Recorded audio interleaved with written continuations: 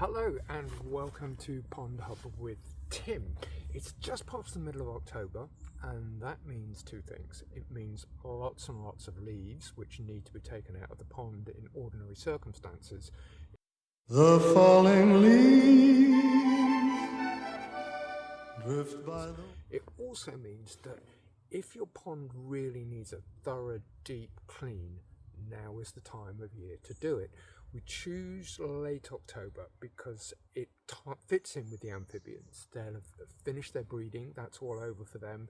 They'll be leaving the pond and they'll be living out on land now and getting ready to hibernate and finding their places to hibernate for the winter. So now is the least disruptive time of year to get in and give the pond a really good clear. Now, we have several ponds in the garden that I'm going to be looking at, but today I'm going to be focusing mainly on the top pond. It's one of the largest and deepest ponds we have. It also hasn't had a clear out for about 3 to 4 years, and after that kind of time, particularly when you're surrounded by big trees as we are, it really needs a bit of attention. Now let me just get this glove on and I'll show you why. So what we've got here at the bottom of these ponds now is a thick layer of slime and sludge and half decomposed plant material. It certainly doesn't smell very good. And that's why we have to get rid of it. It's full of anaerobic bacteria which are producing sulfides, and the sulfides will eventually poison the water. They'll make it toxic for fish. I don't have fish in any of my ponds because they're wildlife ponds, but if you do keep fish, yeah, you definitely need to be on top of this. But it will also make the water so toxic for all other forms of life, so it has to go. To begin with, I'm just working from the edge and I'm just skimming. I'm skimming the leaves off the surface of the pond. So that's where I'm going to start. So I'm just using a very simple little net. I'm moving across the surface, taking the leaves out, collecting them all up. They're going on the compost.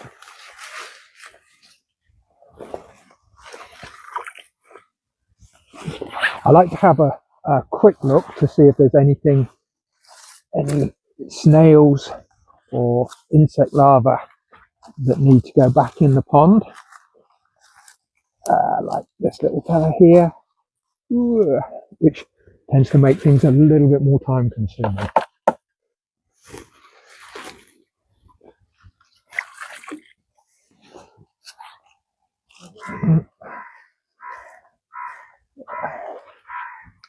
There we are. Just got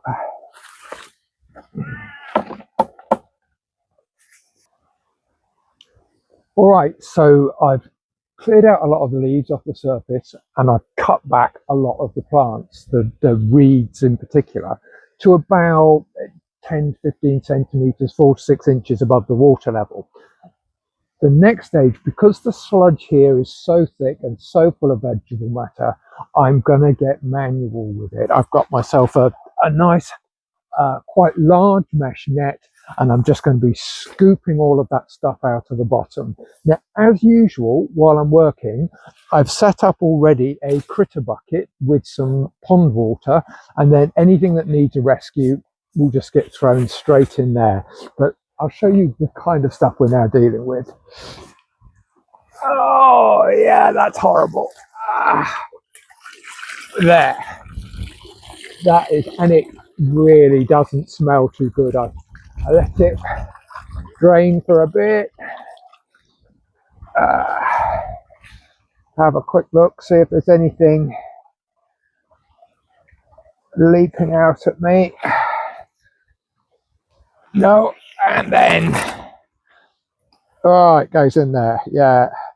Now, it really doesn't smell too good, and that's a good reason to get it out of the pond, but it does make excellent fertilizer. This will all be going on the jungle garden, which is just up there, and the plants love it. So as I was cleaning out the pond, I normally keep a critter bucket next to me. This is what we found today. You'll see that there's the last, these are the late developing newt tadpoles. There's a handful of those. It's not unusual. Sometimes the very late hatchers will actually overwinter in the pond. We've got the diving beetles there. And there's also, quite interestingly, a couple of, you may just be able to see those, a couple of the great diving beetles have actually started, it looks like they've started mating.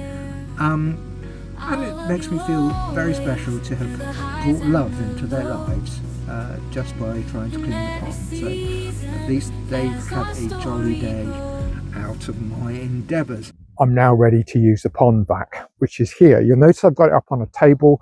That's because it's gravity draining. So the drainage pipe needs to be going downwards the whole time. And that's about all I have to say. So I'm going back into the pond at my same fixed point of entry. But I'm just going to get this beauty going first.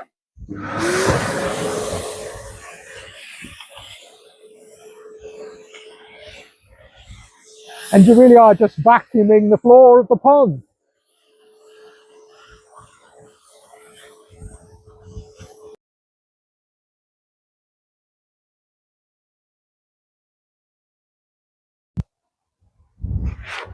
The last thing I'm going to be doing for my big annual pond clear is adding a sludge remover. I'm using the NT Lab sludge remover.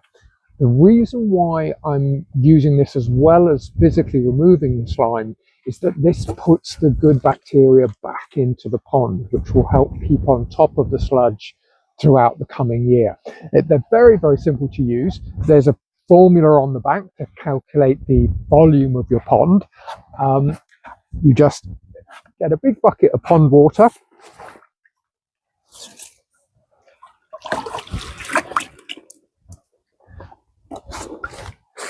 You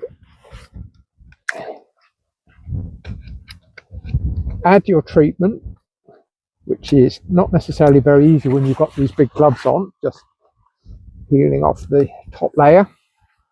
Mix that into there.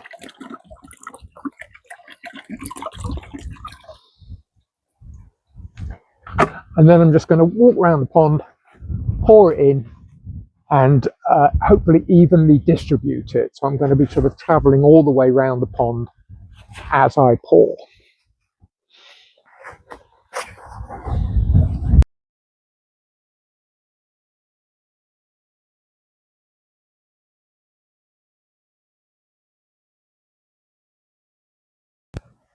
And that's it. Another big clear done. Shouldn't need something like this for another couple of years with any luck. It's important to stay on top of the leaves because they will just turn into sludge. And now the pond should have some nice clean water ready for the amphibians when they come back in February. I feel a bit like I'm running a resort. It's the end of the season, all of the guests have gone. Now is the time for me to get the place ready for next year, which hopefully should start sometime in February. We'll start to see the toads back first.